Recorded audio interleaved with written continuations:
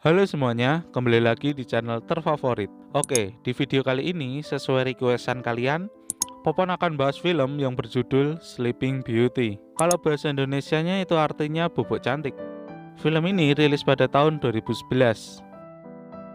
Film ini bukan film kartun Putri Tidur ya, yang bangun karena dicium pangeran. Film ini menceritakan tentang kehidupan wanita muda yang bertahan hidup sendirian. Demi kebutuhan hidupnya, biaya kuliah, biaya sewa tempat tinggal, dan biaya obat pacarnya yang sakit. Dia rela mengambil banyak pekerjaan demi semua itu. Oke, tanpa berlama-lama, kita langsung saja ke alur ceritanya.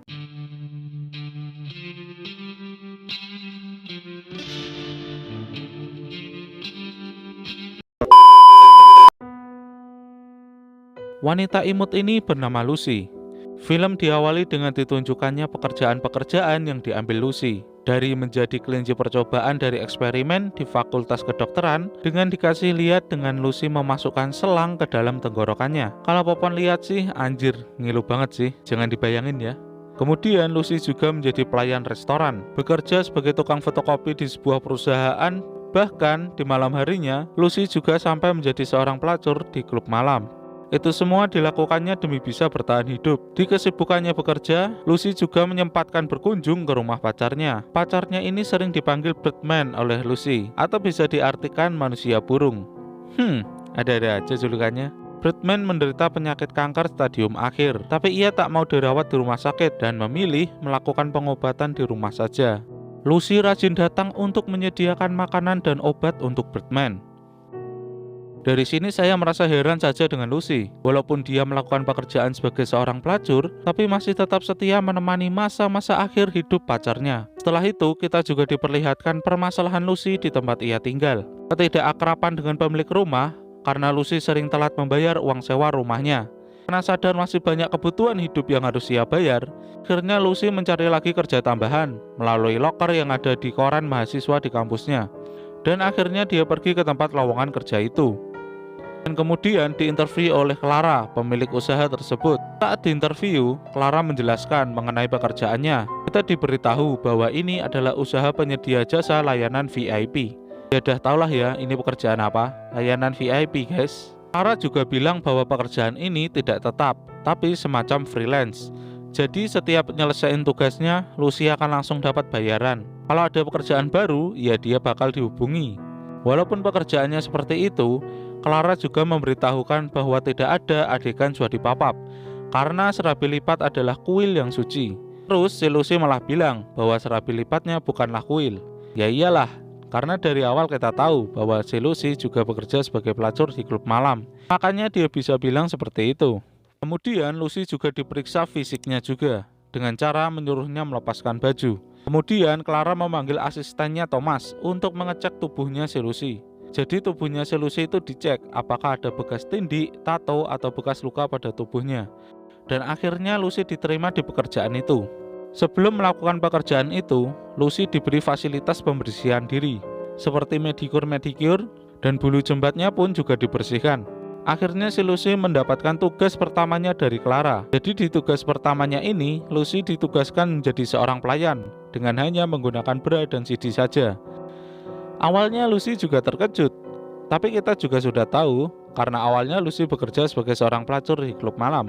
Bagi dia, ya tugas ini sangat mudah. Jadi di rumah ini ada sebuah acara yang dilakukan oleh sekumpulan lansia. Mereka melakukan makan malam yang dimana mereka di sini dilayani oleh pelayan wanita yang berpakaian setengah telanjang. Di sini kita bisa lihat perbedaan Lucy dengan yang lainnya. Yang senior-senior pakai warna hitam, sedang Lucy berwarna putih. Ya di sini kelihatan bahwasanya Lucy adalah anak baru. Di bagian ini ada yang membuat saya tercengang. Saat mereka melakukan istirahat di ruang tamu, ada dua wanita lagi nungging di pembakaran kayu bakar.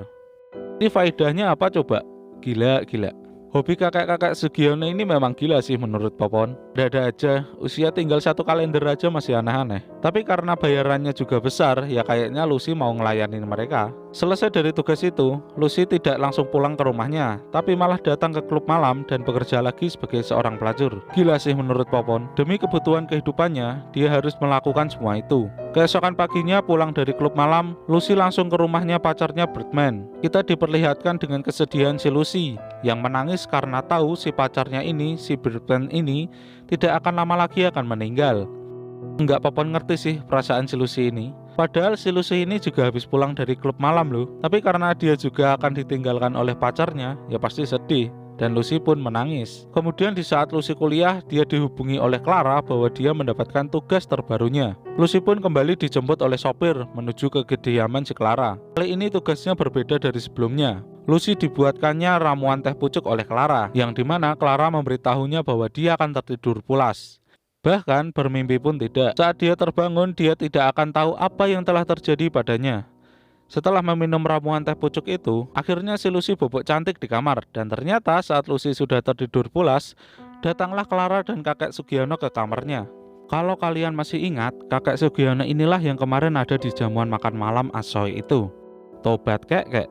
Sebelum melakukan aksinya, si kakek Sugiono ini berbacot dulu, ngomong panjang lebar mengenai permasalahan pernikahan dengan istrinya yang tidak harmonis. Mau suadi papa aja harus ngebacot dulu kek. Selesai kakek ngebacot, Clara pun memberitahukan kepadanya hanya ada satu larangan yang harus dipatuhi, yaitu tidak boleh terjadi mantap-mantap, pokoknya cuman pegang-pegang saja. Itulah inti dari larangannya si Clara. Kemudian si kakek dengan gayanya membuka seluruh bajunya dan mulai pegang sana pegang sini si Lucy. Yang buat Popong bingung tuh, kok bisa ya ada orang kayak gini? Kalau mau suadi papa beneran, kenapa si kakek nggak cari wanita malam aja gitu? Si kakek bayar mahal-mahal ke Clara, cuman dapat wanita yang tertidur dan cuman dapat pegang-pegang doang. Gila. Ketika si Lucy bangun dari tidurnya, dia tidak merasakan apa-apa dan tidak tahu apa yang telah terjadi padanya. Keesokan harinya, Lucy mengalami banyak cobaan dan kesedihan secara beruntun. Pacarnya si Birdman akhirnya meninggal dunia. Kemudian dia dipecat dari pekerjaan tukang fotokopinya, dan dia juga diusir dari kontrakannya. Kemudian dia pergi menyewa apartemen. Karena sewa apartemen yang mahal, Lucy pun meminta kepada Clara agar diberi pekerjaan lebih. Sampai suatu saat, ia kembali melakukan pekerjaan bubuk cantik lagi. Dan kali ini kakek Sugiono-nya lebih kasar dan pengen kepada tubuhnya Lucy. Sampai-sampai si kakek Sugiono ini melukai telinga Lucy dengan api rokok. Ketika sudah tersadar dan perjalanan pulang, Lucy merasa heran mengapa ada luka di telinganya. Karena penasaran dengan apa yang terjadi selama dia tertidur, Lucy pun membeli kamera mini untuk merekam apa yang terjadi padanya saat tertidur. Keesokan harinya, Lucy mendadak dipanggil oleh Clara lagi untuk pekerjaan seperti biasanya. Sebelum meminum ramuan teh pucuknya, Lucy meminta kepada Clara agar memberitahunya apa yang terjadi padanya selama ia tertidur. Tapi Clara tidak mau memberitahukannya, karena itu adalah hal privasi kliennya. Setelah selesai meminum ramuannya, Lucy kembali tertidur di kamarnya. Tetapi kali ini ia memaksa badannya untuk bangun. Dengan berusaha bangun dan berjalan sempoyongan, ia mengeluarkan kamera mini yang telah ia sembunyikan di mulutnya. Kemudian meletakkannya di guci yang ada di samping tempat tidurnya. Setelah itu, Lucy kembali tidur di kasurnya. Kemudian tidak berapa lama, masuklah Clara dan kakek Sugiono. Ternyata ini kakek Sugiono yang pertama kali pegang-pegang Lucy. Tapi yang anehnya, si kakek Sugiono ini meminta si Clara untuk dibuatkan teh pucuk juga. Dan Clara pun membuatkannya dengan takaran 4 sendok. 4 sendok ya. Lucy aja yang 1 sendok tepar tak sadarkan diri kayak mayat, apalagi 4 sendok, mampuslah.